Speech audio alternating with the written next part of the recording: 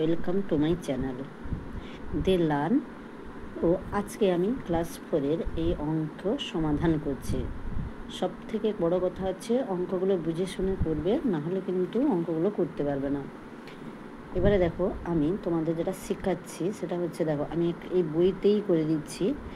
তোমরা দেখো, এইখানে আমি করে দিচ্ছি কিলোমিটার, হেক্টোমিটার, ডেকামিটার। বইতে করে দিলে সুবিধা হবে।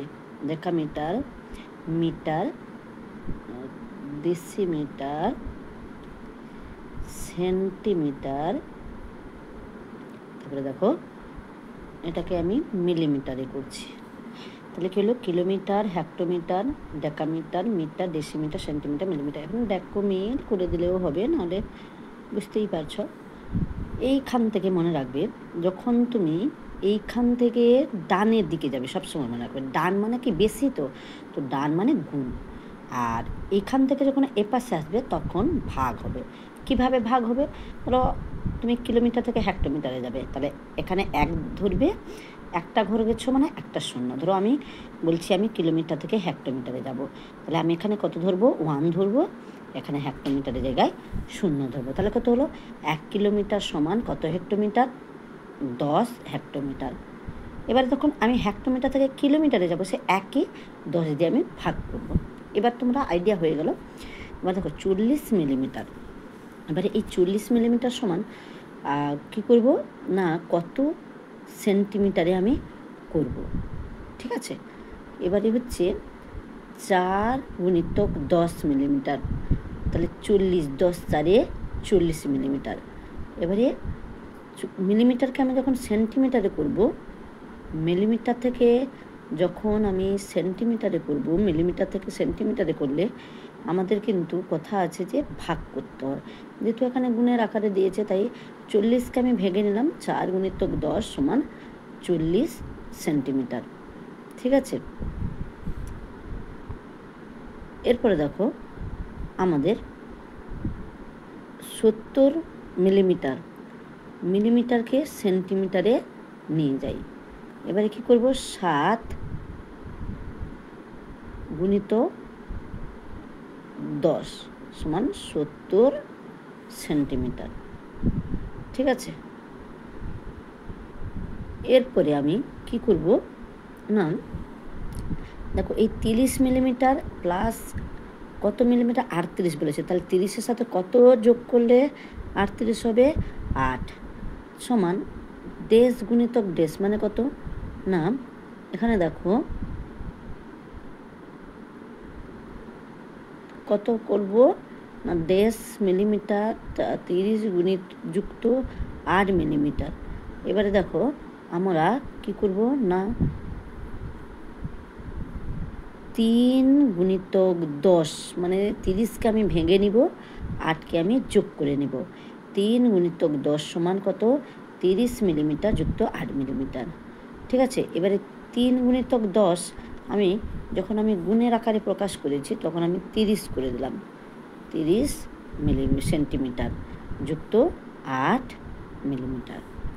ঠিক আছে, এরপরে দেখো 695 মিলিমিটার, 695 মিলিমিটার সমান কত সেন্টিমিটার কত মিলিমিটার।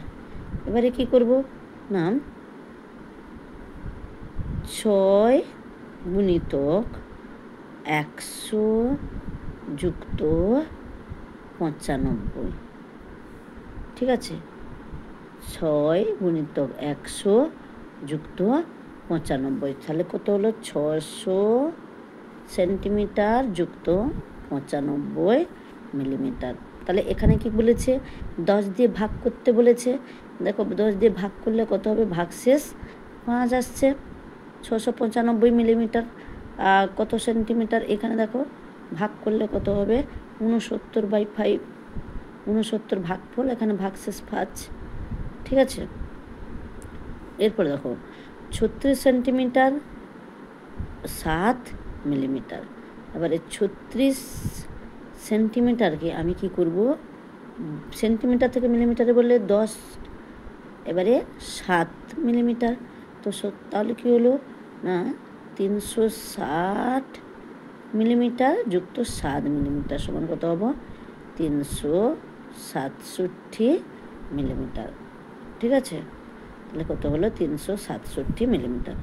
54 সেন্টিমিটারে 1 মিলিমিটার কত মিলিমিটার? এবার 54 সেন্টিমিটারকে আমি মিলিমিটারে করব। 54 গুণিতক 10 এখানে দেখিয়ে দিয়েছিলাম, সেন্টিমিটার থেকে মিলিমিটার 1 ঘর। এবারে কত থাকবে 1 মিলিমিটার সমান 540 মিলিমিটার যুক্ত 1 সমান 541 মিলিমিটার। তাহলে বোঝা গেল অঙ্কটা কীভাবে হলো।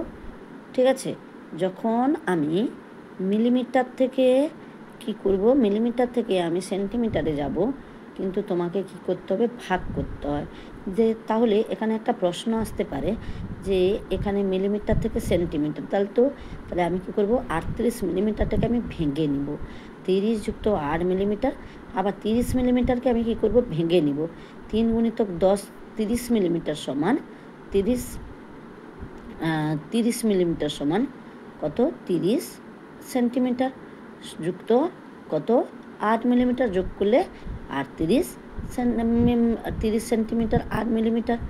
ঠিক আছে, তাহলে বুঝতে পারলে 38 মিলিমিটার সমান 30 সেন্টিমিটার 8 মিলিমিটার। ঠিক আছে, এরপরে মিলিমিটারকে আমি ভাঙবো। দেখো 6 গুণিতক যদি 100 মিলিমিটার করি তাহলে 600 সেন্টিমিটার হবে। ঠিক আছে, তাহলে 600 সেন্টিমিটার। এবারে 95 মিলিমিটার। বুঝতে পেরেছ?